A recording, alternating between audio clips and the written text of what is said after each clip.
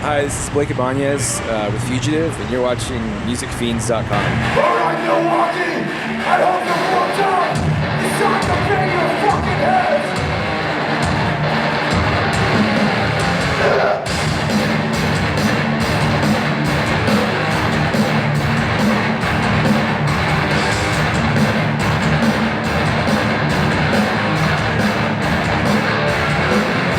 It's just now, it's just in fast!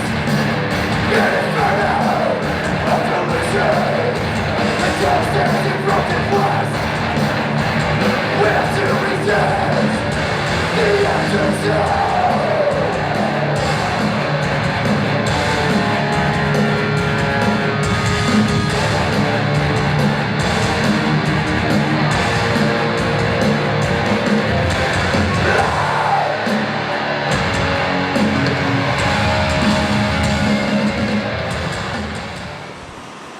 And Michael Molnex for MusicFiends.com. We are kicking it off here at Milwaukee Metal Fest with extended coverage, extended interviews, and we're doing it right by starting with Fugitive.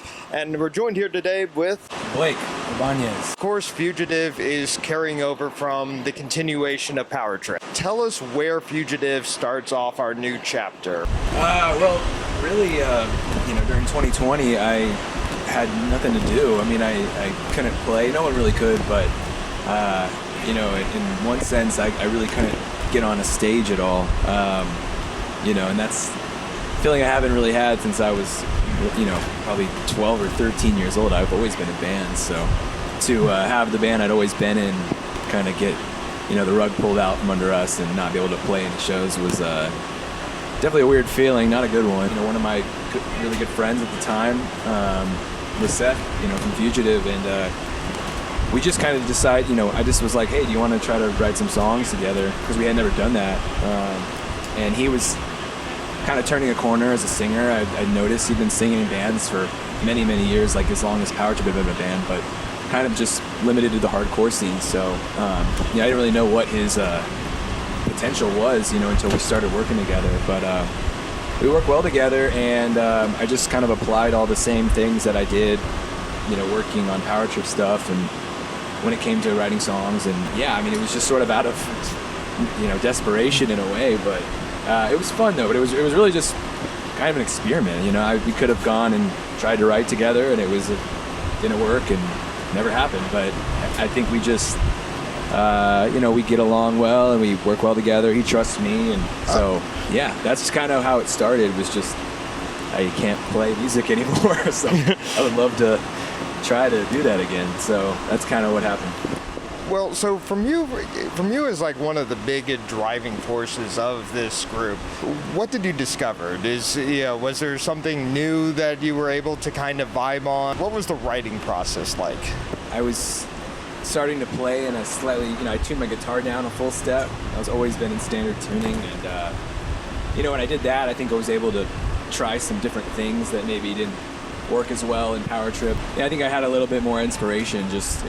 Part of it was, this is the only way I'm going to be able to play, and then also, just getting to experiment with some slightly different styles and whatnot, and that kind of opened the door to, have fun writing this stuff. And his vocal style is also different than Riley's, so similar in ways, but especially at the time, his voice was very different. It lent itself well to the style we were playing, which was, I guess, a little more, maybe a little more death metal-y, but not really. It's mostly just his voice, but so. Well, and now we're with, and I committed this to memory, Spheres of Virulence. Got it. This feels like a mission statement. What's the intent going forward with this as you look towards a new album? It had been a couple of years, I think, since we put anything out, and part of that was because we got so busy with these Power Trip shows. So, I got a lot of people that I play with and a lot of friends, and I'm very lucky for that. But it's hard to do everything at once. Having two bands is tough, especially when I do a lot of stuff by myself. We worked on that one for a while, and we're more of a, I guess, quality over quantity type band. I just want to write the best songs I can, and we're not really a touring band, so people might see that because Power Trip was, and they think, oh, of course they're going to put out an album right now or whatever. They're going to go on tour for a million years. Like, well, we're not. The last year has really been consumed by mostly power trip stuff. We went to Europe, Pantera, and did a bunch of shows in the summer. So we have a lot of songs. We're just going to kind of keep cranking them out. And whether that turns into an EP or an album, I'm not entirely sure yet. But there'll probably be another song out in like a month and a half. Probably before the Hatebreed tour, we'll put another song out. In the past year, it feels like we have seen you at a bunch of different festivals, either appearances with South by Southwest or down in the big Texas Metal Festival. What's going through your mind as you're here at a historic venue nearly 100 years old? Yeah, I actually didn't know it was that old. That's really cool. Yeah, this place is awesome. I've played here with Power Trip, I think, a couple times. I've known Jasta for a while.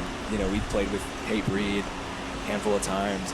They reached out to Fugitive to play this thing when they were putting it together. Obviously, we wanted to do it because I've seen it happen the last couple of years or whatever, and it looked really cool.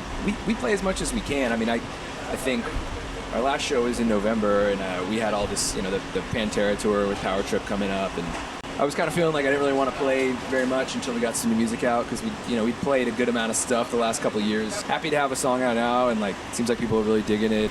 Let's talk about road rituals. What do you guys need on the road with you, or destinations where when we hit that city, we are doing that? I like going to record stores. That's what I usually do in every town I get to. I try to find the record stores. There was a good amount of time where I couldn't do any of that stuff, and it still feels fresh again to be able to travel and play shows. And it's I'm very thankful to be able to do this with any band, but to have two where I can go out of town and play, and it's amazing. On a personal level, I do have to know, last time you went crate diving, what did you find any gems? I went to one record store here yesterday called Acme Records, and that one was cool. I got some good stuff there. I got a cool Rigor Mortis tape there yesterday. The Dallas band. Yeah. And I was in Chicago last weekend for a Power Trip show, and I went to Reckless and got some cool shit. I think I got a first press of Morbid Tales, Celtic Frost, So my metal collection's been getting pretty good. Lately, I've been getting good. I went to Europe and stocked up on the Pantera tour. We were out there for 6 weeks, so I got a lot of good stuff out there. Texas is kind of in the middle of a metallic renaissance, right? Dallas seems to be kind of the epicenter of thrash. You guys very much at the front end of that. What do you take in with the state of Texas metal? Yeah, I actually kind of take it for granted sometimes because I feel like it's kind of been that way for a while, for one reason or another. I mean, I think, especially in Texas, but in Dallas, I feel like there's kind of been a culture of bands kind of taking it seriously and really trying to make stuff happen, and kind of all in our circle. And maybe it's because we all kind of inspire each other to push harder and to do things. We help each other out, think of Frozen Soul, Creeping Death, all these bands. It's I think we all kind of help each other out. We took Creeping Death on tour years ago. Frozen Soul, we played with them, and people have been around for a while and make connections and kind of get out there on the road, and it is cool. And when you think about it, we have a lot of legit bands in DFW, and I think it's kind of a healthy competitive atmosphere where everyone's well, if I'm gonna do this, I want to do it for real and take it seriously and make stuff happen. And we definitely have that in DFW. It's cool. What's on the table? What can you tell us about so far? And should we stay tuned, or are you guys going to start writing after all of this?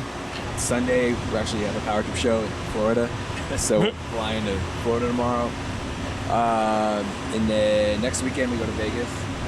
Fugitive plays punk rock bowling, a pre-show thing, and then Power Trip plays punk rock bowling on Saturday, and then Power Trip goes to Europe in June for 2 weeks, doing some festivals Download and Grass Pop, stuff like that, and some headliner shows that places we didn't get to hit by ourselves. I think we got a festival in Denver at the end of July. Oh, yeah, and then Fugitive goes on tour right after that.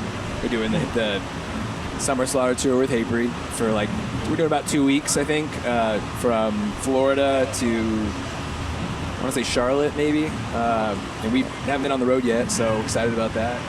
I'm going to take this moment saying, I've been Michael Mullins from musicfiends.com. I'm going to give it to Blake here for the last words, anything on his mind. He has the floor to talk to his fans directly.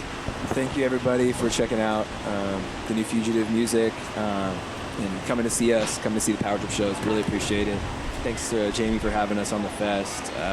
And yeah, see you this summer, hopefully, on the Fugitive tour or in Europe, wherever anybody's listening. And go Stars.